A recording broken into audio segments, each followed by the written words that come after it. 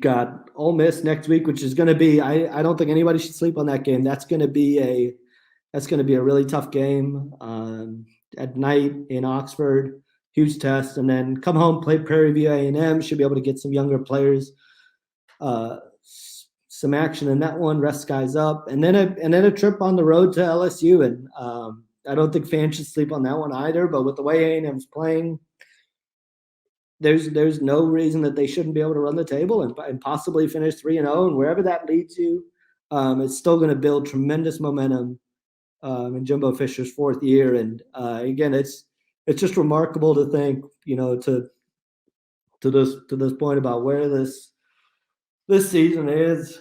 It's now sitting at 7-2. I mean, it's no exaggeration to say a month ago at this time, A&M played Alabama on October 9th. How this season has turned around for A&M in the space of a month with Zach Calzada under center is simply remarkable, because at this time a month ago, A&M was coming off the loss to Mississippi State.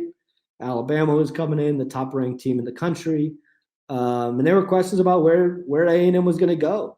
Were they going to fall to 3-3, and where would things go from there with Mississippi, with trips to Missouri and South Carolina coming up, Auburn, Ole Miss still on the schedule, and LSU. And now, a month later, sitting at 7-2, and obviously I go out on the road quite a bit and talk to quite a few recruits. And when you talk to them, a lot of people have taken notice. Just talking to people around the state of Texas have taken notice of where this A&M program has gone the past month. And a lot of people, there's a lot of credit to be praised, because it's not always going to be easy. There's going to be bumps in the road, but the things I always hear about this team is the way they stuck together, and the way they've responded after those two losses to Mississippi State and Arkansas, and the way they've rallied around Zach Calzada and the way he's continued to mature. I know people would love for there to be more plays in the passing game and more consistency on that end. But when you look at a guy who's this year was always going to be about how we're young, inexperienced quarterbacks. He's not young, but he's inexperienced in terms of playing. And how is this offensive line going to be able to gel together? And to be sitting here at 7-2 is certainly, it's about as good as you could ask for with the injuries that A&M has dealt with as well. And they're continuing to deal with injuries. I mean, you look today, they didn't have Chase Lane. They didn't have Keldrick Harper, who's a nice veteran piece to have. At one point, Layden Robinson went down. Zach Calzada obviously has battled through a couple injuries. You lose Haynes King. It's just been remarkable how this team has been able to respond and fight through things and turn around this season, to be sitting at 7-2 with a huge trip next week to Ole Miss, and again on the verge of the top 10. And it just really is a testament to this coaching staff, the way they've been able to get guys to rally around each other, get guys up to speed, and sets this program up in a tremendous light moving forward. On the recruiting trail, they're on the verge of putting together another top 10 class with the early signing period around the corner, and got a lot of momentum. And I think that's one of the things that last year, the loss to Alabama was a little bit the same. There were a lot of questions around the program with Florida coming into town. They responded with a huge win and didn't lose the rest of the season. And it provided a lot of momentum heading into the offseason. This season didn't get off to the start that they would like. Injuries, inexperience, whatever reasons you have, every year is different, and Jimbo Fisher certainly talks about that.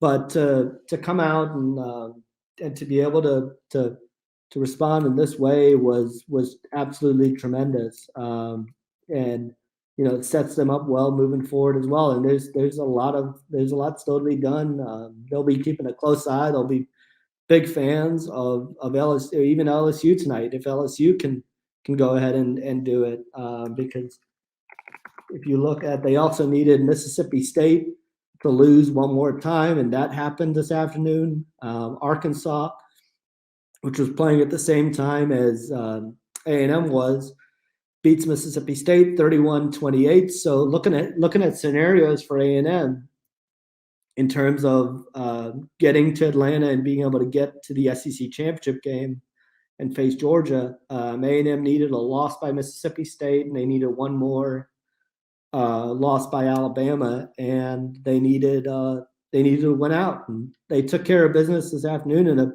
a game that was tough for a lot of reasons. Coming off the bye, Mississippi State, Auburn came into this game playing really, really well. And the way A&M was just able to stifle them was just super impressive. And the way this defense is really playing is it's tremendous. 2 weeks ago or a couple weeks ago, they go on the road and deal Arkansas a 38-23 loss. Take on an Ole Miss team that has really come together in Lane Kiffin's second year, handle them 31-20. And then this afternoon, you hold Auburn to a season low 3 points and a season low by a long shot. Was looking at the stats after this game. A&M holds them to 31 points below their season average. And if you even want to look at just Power 5 opponents, because I know they put up 60 points back-to-back weeks to open the season. They hadn't scored less than 30 points in three. Georgia kind of stifled them with 10 points, but aside from that, that's the only other game they've struggled offensively. And so A&M holds them well below their season average. And again, it started with slowing down Bo Nix, being able to stay in pass rush lanes. And that's something that when you look at the Arkansas game just a month ago, A&M really struggled in that regard with KJ Jefferson. And that was an area of concern, was the way they were not able to stay disciplined in pass rush lanes and stay disciplined defensively. And A&M was able to do that this afternoon. And that was the key to slowing down Bo Nix. Again, he had a really rough day. And A&M as a whole holds Auburn to just 226 yards, which is just super impressive. Bo Nix finishes 20 of 41 for 153 yards and an interception. And there was a point where you thought maybe is Auburn going to turn to TJ Finley to maybe see if he can provide a spark. But because all week the talk was about Zach Calzada and Bo Nix, and two quarterbacks that were really starting to grow up and play a lot better and find their groove. And